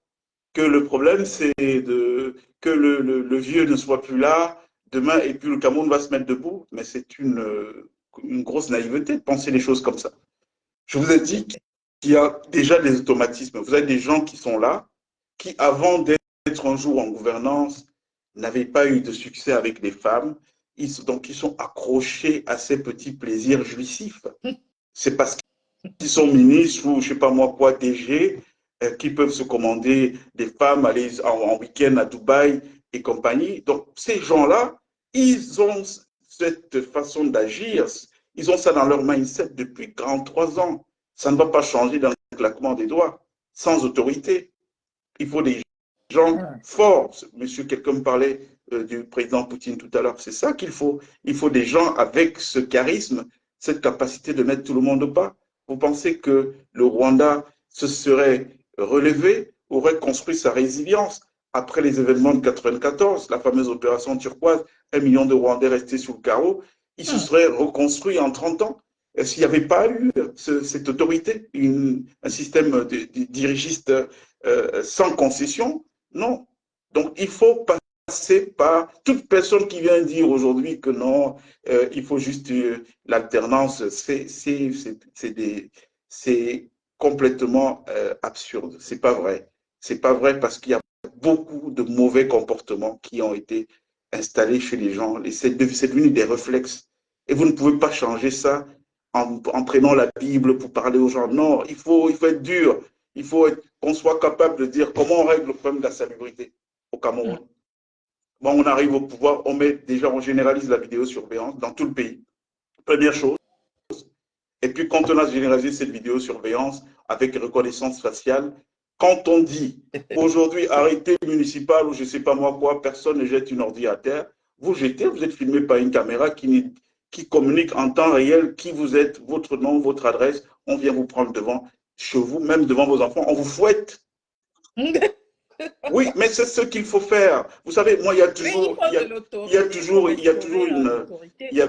une image que j'emprunte. Je me suis toujours posé la question de savoir, mais pourquoi pendant l'esclavage, le moyen de communication que les Blancs ont trouvé, c'était de fouetter les nôtres? Je me suis souvent posé cette question, puisque en général, je sais qu'ils abordent toujours les choses sur le plan de la rationalité, non, mais pas les émotions, machin. Pourquoi eux, spécialement avec nous, ils ont utilisé le fouet? Il faut se poser des bonnes questions. Donc, si on ne peut pas faire d'omelette sans casser les œufs. C'est pour ça que quand j'entends certains frères, parce que vous savez, il y a des gens qui me font des reproches, oui, non, pourquoi tu t'es exposé, il ne faut pas t'exposer, il ne faut pas faire ceci. Je leur dis, mais c'est ça votre problème, vous les Camerounais. Jusqu'où vous êtes prêts à aller pour vos convictions. Vous voulez faire des omelettes sans casser les œufs? Donc, chacun donc, va rester là, oui, moi je veux voir mon enfant grandir. Il grandit dans quoi? Pour être l'otage des sodomites que nous avons rempli là-bas. C'est ça, l'enfant grandir dans cet environnement-là? Mais soyons responsables quand même. Vous savez, moi je dis toujours que il y a 70 ans, nous avons des gens qui nous ont montré la voie. Ils nous ont montré ce que c'était que l'amour. Mais l'histoire du maquis, c'était l'histoire de tous les Camerounais. C'est vrai que en grande proportion, ceux qui ont pris leurs responsabilités, vous aviez les Bamileke, les Bassa, mais le maquis, tous les Camerounais ont lutté pour l'indépendance du Cameroun. Ils venaient de partout, hein. On n'avait pas que cette exclusivité dans ces deux zones. Mais donc, quand vous voyez que ces gens-là nous ont envoyé un message d'amour, ils nous ont envoyé un message, parce que regardez, par exemple, prenons les deux là, Bamileke, Bassa. Vous voyez combien de régions, de départements il y a entre ces deux. Comment ils ont fait pour pouvoir interagir, communiquer et se dire, bon, on peut peut-être développer quelque chose ensemble. Donc, les mecs, ils étaient en avance. Quand je vois qu'on nous ramène aujourd'hui sur les questions de tribal, alors que les gens qui sont passés 70 ans auparavant nous ont montré qu'il n'y a pas d'avenir avec ça. Et ils ont construit à l'époque en Cameroun, mais regardez la constitution de l'UPC, le parti historique. Abel Yinga, Douala, Félix Moumié, Bamoun, Ernest Wandie, Bamilike, Ruben Oumiobe, Bassa, Osendea Fana, Eton. Regardez, regardez où est-ce que ces gens étaient. Mais c'est un échec aujourd'hui que nous qui avons accès au savoir pointu, nous qui avons profitons de la démocratisation de l'accès au savoir, Internet et compagnie, qu'on soit sur des réflexes rétrogrades, alors que la voie nous a été montrée par nos parents, il y a nos ancêtres, il y a plusieurs décennies à rebours. Donc je pense qu'il faut qu'on se ressaisisse. Et je pense surtout qu'il faut qu'on parle projet, qu'on parle idée. Qu'est-ce qu'on va faire de ce pays-là? Ce n'est pas quand on arrive au pouvoir qu'on commence à improviser des choses. Et donc, il faut pour ça qu'il y ait des assises de tous les gens qui partagent l'idée qu'en face, nous avons une force qui règne là par la force et on ne peut la déloger que par la force. Donc, il faut déjà trouver une médiane où on est tous d'accord. Et puis maintenant, penser un projet. Hein, on a des intelligences, penser un projet et penser qui peut, parmi toutes ces personnalités que nous avons dans la diaspora, ailleurs, quelles sont les personnalités qui peuvent le mieux incarner ce projet. On n'est pas utile à son pays en étant simplement président. On peut servir, moi je peux être dans une association, dans une ONG ou je ne sais pas moi quoi, et puis je suis utile. Donc voilà. Tout à fait. Bah, c'est que en fait, chacun devrait mettre son ego au placard. Et parlant du tribalisme, je pense que beaucoup de Camerounais sont en fait des victimes de ce système qui a instauré un tribalisme d'État. Parce que ça, c'est vraiment un système éminemment tribal qui a instillé dans les mentalités, dans les esprits, oui, ce virus-là qu'il va falloir exorciser. Non, c'est entretenu même. En fait, c'est entretenu. C'est pour ça que je dis qu'il faut se méfier des leaders, des leaders politiques. Il ne faut pas vraiment leur accorder un bon saying, parce que vous ne connaissez pas les manœuvres qu'il y a. Vous allez entendre des gens tenir un discours aujourd'hui, vous ne savez pas si le discours n'est pas inspiré d'étudier directement. Ce n'est pas de là-bas qu'on leur a appelé pour dire non, non, non, n'allez pas à tel truc ou bien donner plutôt tel mot d'ordre. C'est quand même étonnant que, bon, pour ceux qui sont pro-élection, qu'à une année, à quelques mois d'un scrutin électoral, que les principales figures, on va dire ça comme ça, en soi où là? En soi dans les querelles de camp. Oui, les autres insultent. Et puis personne ne parle de la personne principale qui a un problème. La personne principale qui a un problème, c'est le président Biya. Oui, là, et lui, quand je le dis, j'ai toute la légitimité pour le dire, c'est mon papa. Mais je vous le dis, il a échoué. Il est un échec. Et aujourd'hui, c'est d'ailleurs un acte de sorcellerie qu'il continue à penser qu'il peut rester au pouvoir. Tout simplement. Donc, bah, je ne pense pas, je ne crois pas que ce soit lui qui pense, hein. C'est surtout ceux qui tirent les ficelles. C'est son propre système qu'il a pris en otage et qui ne veut pas renoncer à ses privilèges. Voilà. Voilà, donc, et là, on a une élection, vous n'entendez pas que c'est son bilan qui est questionné à longueur de journée, non. Les médias, en tout cas ce qu'il y a comme médias au Cameroun, parce qu'on sait aussi là-bas comment ça se passe. Vous n'avez pas un média qui prospère au Cameroun si vous ne prenez pas des ordres quelque part. On sait comment ça marche et tout. Mais même ces médias, le débat est phagocyté par quoi? Par les querelles entre les opposants. Et personne ne parle de donner des coups à ceux qui doivent prendre des coups aujourd'hui. Ceux qui doivent prendre des coups, c'est ces gens-là. Donc, il y a quelque chose de l'ordre d'une grosse manipulation. Il faut que les Camerounais en aient conscience qu'il y a quelque chose de l'ordre d'une grosse manipulation et eux, ils sont les dindons de la farce. Donc, il faut se réveiller. Il faut réallumer les cerveaux et puis de voir les choses sans passion. C'est pour ça que dans la vie, pas seulement dans la vie politique, mais dans la vie en général, il faut éviter tout ce qui est adoration des idoles, adorer des gens, parce que vous ne savez pas. Il faut à un moment donné que les gens puissent jouir de leur libre arbitre, de pouvoir regarder les situations et puis juger en toute objectivité, pour voir surtout où est leur intérêt. On est dans un pays aujourd'hui, nous on doit laisser aux générations d'après. J'ai changé tout à l'heure avec un aîné qui me dit, j'ai mon fils 32, l'autre 28 et la petite 21. Allez, tous ils sont à la maison. Ah oui, ça. Bon voilà, donc lui, le monsieur, il est en retraite. Et qu'est-ce qui se passe? Il continue à subvenir aux besoins de ses enfants, pourtant pour qui il a financé les études de toute leur vie. Il y a un problème. Ouais. Et donc, on est en train de s'amuser pendant que les choses se passent comme ça. Ça veut dire que pendant 7 ans encore, qu'est-ce que ces gens peuvent proposer aujourd'hui qui n'ont pas pu faire en 43 ans? De vous à moi, dites-moi. Ils n'ont même pas la simple empathie pour le peuple. Vous voyez, quand il y a des accidents, quand il y a des catastrophes au Cameroun, vous ne les voyez même pas. Ce n'est pas un problème, ce n'est pas un sujet. Qu'est-ce qu'ils peuvent proposer aujourd'hui qu'ils n'ont pas pu faire en 43 ans? Les choses sont claires que, bon, ils ne sont pas les gens de la situation. Bon, et comme ils s'accrochent par la force, parce que c'est pour ça que j'ai dit élection au Cameroun sans objet, parce qu'on n'est plus un État de droit, on est un État voyou. Vous voyez qu'il y a un jeune frère qui est dans la glace depuis bientôt 2 ans, abattu comme un animal. Ça fait 2 ans, c'est depuis le 17 janvier, ça fait 2 ans. Voilà, abattu comme un animal, et nous savons qui sont les coupables. Tout le monde sait qui sont les coupables. Et on est là, non seulement on l'a torturé avant qu'il ne meure, maintenant on torture son âme. Hein, parce qu'on le maintient là-bas, on joue avec les gens. Donc un pays où on tue des gens comme ça de manière impunie et ça ne va nulle part, où la justice, ce qu'on appelle justice au Cameroun, peut prononcer des verdicts qui sont sans conséquence et tout. Ce n'est pas un état de droit. Ouais. Il n'y a pas l'état de droit. Alors, ce n'est pas un état de droit. À partir du moment où il n'y a pas l'état de droit, vous organisez comment des compétitions qui doivent être arbitrées par des institutions, alors qu'il n'y a plus d'institutions. On pisse sur ce que la Chambre des comptes dit. Les gens vont, ils s'arrangent avec des copains de cabinet à l'international, ils endettent le pays et l'argent aussitôt repart dans les arrière-cours des grosses maisons et tout. Et puis on dit non, les Camerounais vont rembourser. Voilà. Et puis quand la Chambre des comptes les épingle, et qu'est-ce qui est fait? Ben rien. À la limite, on dit, c'est à peine si vous ne commencez pas à entendre qu'on commence à exécuter ces juges-là. Genre, mais vous sortez du rang, pourquoi? Qui vous a dit de sortir du rang? Donc, vous voyez, on est dans un truc. Moi, je le dis, hein, quand je parle, je m'adresse surtout à nos amis de la communauté internationale, parce que leur responsabilité est indexée. Vous savez que quand il y a eu l'histoire du Covid,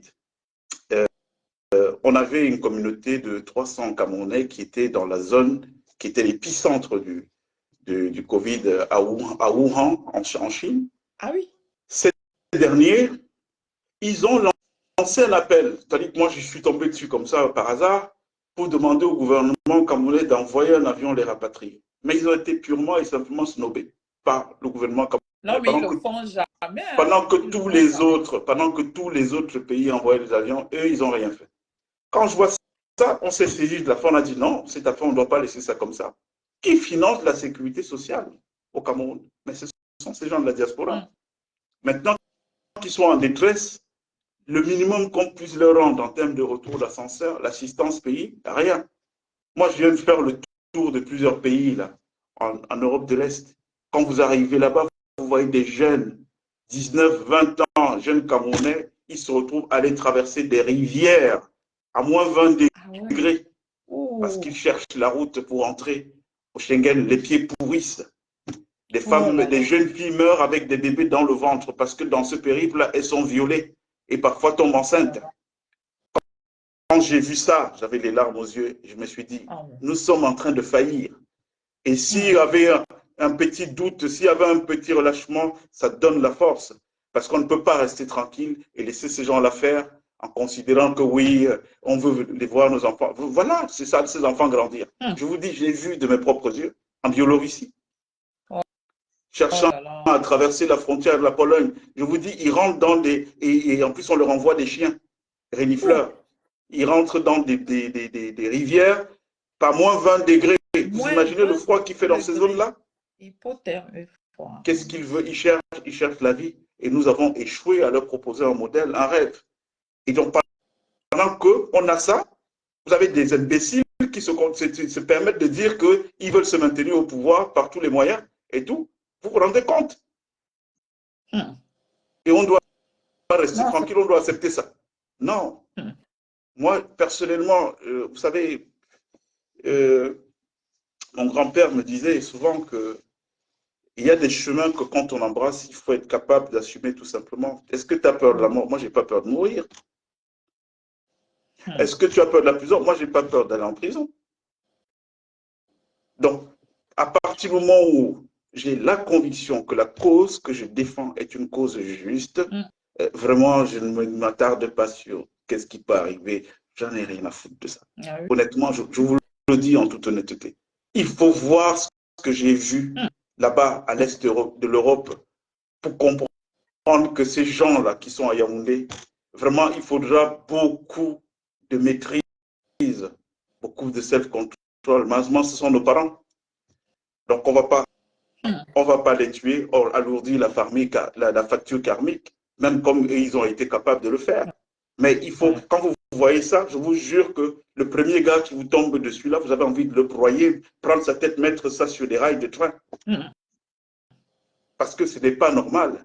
Ce n'est pas normal. On ne peut pas décider qu'un pays comme le nôtre, ce que nous offrons à notre jeunesse, c'est d'aller là-bas, d'arriver dans un poste frontière, et puis, bim, la condition, vous voulez passer, 5 policiers doivent passer dessus. Ouh là là. Oui, oui, oui. 5 policiers sur une fille, et qui va entrer en Pologne, ce n'est même pas sûr que là-bas, elle va arriver finalement là où elle recherche. Voilà le rêve que nous offrons à notre jeunesse. Avec ça, les gens se permettent de dire qu'ils veulent être encore là, alors qu'ils n'ont rien apporté et qu'ils n'ont rien à apporter. Non. Donc, bref, moi, je suis pour que tous ceux qui pensent que ce pouvoir-là est un pouvoir qui est là par la force, parce qu'il faut qu'on dise les choses telles qu'elles sont. Ce n'est pas un pouvoir démocratique, c'est un pouvoir qui jouit de la force, l'hyperpuissance. Donc, ceux qui pensent que ce pouvoir est là par la force et qu'on ne peut l'idéologer que par une autre force, eh bien, je pense que le moment est arrivé pour qu'ils commencent à se parler. En tout cas, ceux qui sont dans la sincérité. Parce qu'on sait que parfois c'est aussi instrumentalisé. Mais je ne comprends pas comment des gens qui sont autant indignés que moi je peux l'être, aujourd'hui ne peuvent pas être en train de se dire, bon, il faut des solutions définitives, radicales. Surtout qu'on a un ennemi commun identifié, donc il va falloir agir. Hein. Oui, ben écoutez, il faut agir. Mais les autres, ils agissent. Hein. Vous savez, eux, ils mettent bien comment on appelle ça, ils mettent bien des fatwas sur nos têtes. Hein. Ils mettent bien des fatwas et ils agissent. Hein. Ils dorment pas à ce niveau. Hein. Quand la machine de répression, elle fonctionne à fond la caisse, quoi. C'est-à-dire que vous êtes sûr qu'après ça, ils vont s'asseoir, se dire, mais ce mec-là, on l'a toujours pas eu. Bon, qu'est-ce qu'on peut faire de demain là pour qu'on ne l'entende plus? Bon, eux, ils travaillent. Moi, je pense qu'il est temps aujourd'hui de passer à des actions concrètes. Je vous ai dit, tout le monde ne peut pas être président. Commençons par là. Et servir son pays, on n'est pas obligé d'être président pour servir son pays. On peut le servir à tout temps. Nous, on peut apporter ce que nous avons comme expertise, énergie, temps, réseau et même peut-être moyens. Et puis voilà, pensons au projet et puis essayons d'avancer. C'est tout. Ouais.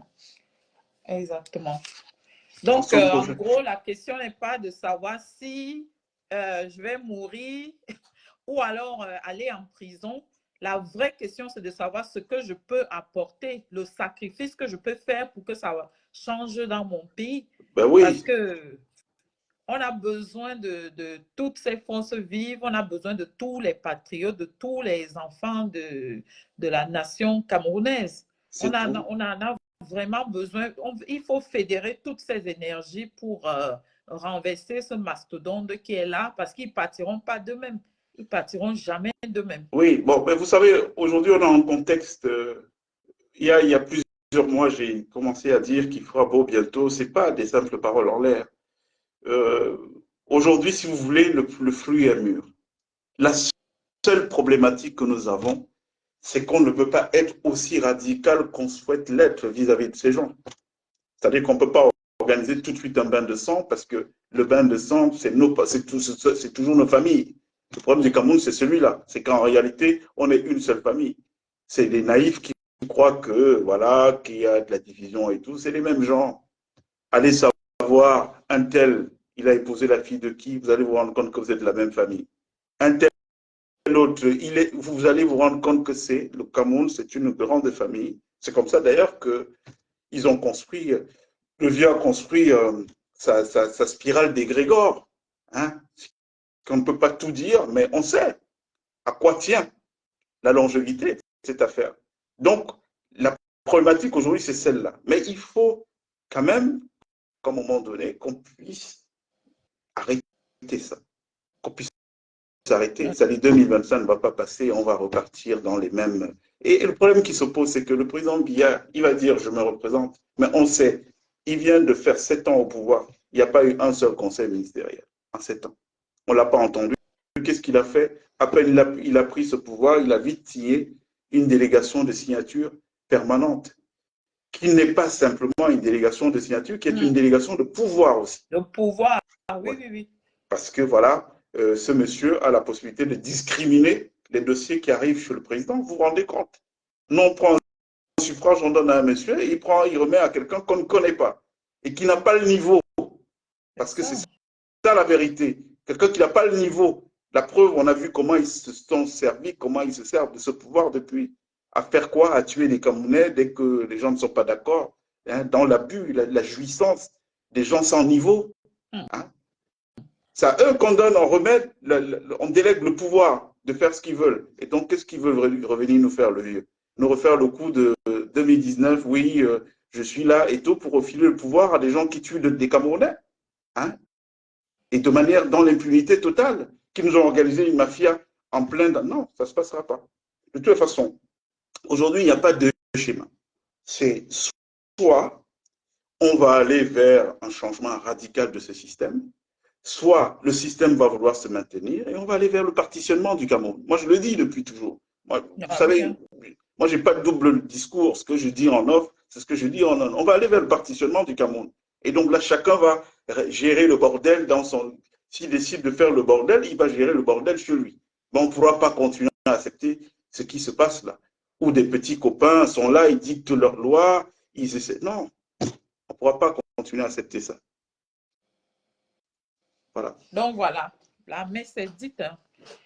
La messe est dite. On a un leader qui est inaudible, invisible, inactif.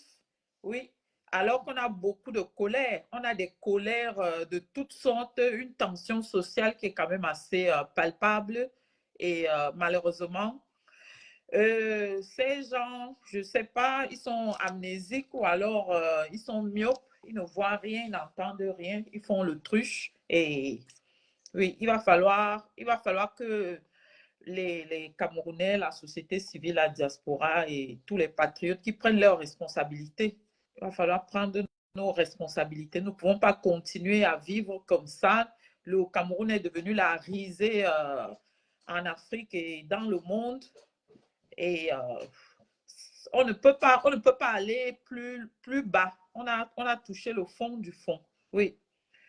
Donc, Morgane, je vais te laisser le mot de la fin. Oui. Ok. Bon, ben, je veux remercier tous nos frères qui ont été là, avec qui on a interagi. Bon, vous savez, personne n'a la science infuse, hein, moi le premier. Je considère souvent que la vérité de midi n'est pas forcément celle de 14 heures, donc la remise en question permanente. Le débat politique, moi je l'aborde comme le débat philosophique. Pour moi, c'est une école de respect et de tolérance. On devrait y débattre sans véritable rivalité, en mettant des points de suspension et pas des points finaux. Donc, aujourd'hui, nous savons ce qu'il nous reste à faire, c'est-à-dire battre le rappel des troupes, s'asseoir, penser ensemble. On n'est pas obligé de s'aimer, on n'est pas obligé d'aller en vacances ensemble, ce n'est pas le sujet. La star, aujourd'hui, doit être le projet de la restauration du Cameroun. Ce n'est même pas le seul changement, la restauration. Oui, parce que là, on est dans quelque chose, vous ne vous rendez même pas compte. Il faut faire un travail sur le plan spirituel, parce que là, on a des malades. Il faut une thérapie de peuple pour sortir notre pays de la situation où il est. Il faut soigner les gens, là. Les gens ne sont plus normaux. Je viens de vous expliquer des choses que j'ai vécues ici qui sont à peine inimaginables, mais j'avais décidé de ne pas en parler en me disant, bon, c'est pas classe quand on a été en responsabilité, de donner les offres de la responsabilité. Mais il faut bien le faire pour que les Camerounais sachent ce qui se passe. Hein? Je viens de vous dire comment quelqu'un peut imaginer un instant qu'il va réunir des gens sur des promesses, prendre l'argent de ces gens-là, et puis un matin, alors qu'il a un autre agenda, un matin, leur dit non, non, vous ne pouvez pas aller à l'élection parce que c'est mon père qui est là et tout et tout. Vous vous rendez compte? Donc, il y a quelque chose qui ne va pas profondément dans ce pays. Et la même personne, hein, quand il est frappé par les propres textes que lui-même a écrits, il fait quoi? Il devient un chantre de la diffamation et des médisances. Hein. Parce que ce monsieur-là a prétendu, j'ai entendu dire aux gens que oui, on l'a exclu pour malversation. Déjà, moi, j'ai démissionné, je n'ai jamais été exclu. Et malversation, il n'y avait pas de parti, il n'y avait pas de compte. C'est moi qui ai créé les premiers comptes. Et est-ce que je me cache ici quand je dis tout le secours, tout l'apport de nos frères du Cameroun, de la diaspora, qui se sont mobilisés aussitôt. Pourquoi donnait-il cet argent? Parce qu'ils voyaient la traçabilité, on a telle activité, et tout qu'on veut faire, et tout il faut faire. Ils voyaient. Je vous dis que j'en étais arrivé au stade où j'étais harcelé pour accepter de l'argent. Parce que les gens trouvaient que je ne devais pas faire autre chose, que mon esprit ne devait pas être préoccupé par autre chose que penser des stratégies et puis travailler. Donc les gens disent non, non, dès qu'il y a un truc, nous on finance. Voilà. Et c'est pour ça que je dis, arrêtez-nous vos histoires de tribalisme et tout, parce que mes plus gros contributeurs, c'était des Bamileke de la diaspora. D'accord? Mais je ne suis pas un des leurs. Donc, arrêtez de faire croire que, voilà, parce que si vous n'êtes pas de telle tribu ou bien machin, vous ne pouvez pas. Non, c'est faux, c'est pas ça le Cameroun. Ne pensez pas à la place de tout le monde. Chacun doit être dans les valeurs qui sont les siennes pour pouvoir, pour qu'on puisse créer un grand pays. Donc, bref, pour sortir, en 2 mots, merci beaucoup à nos frères et vraiment passer ce message-là, le message du rassemblement. L'heure est venue pour que tous ceux qui sont pour que cette gouvernance change, se réunissent, se parlent. Voilà, merci beaucoup.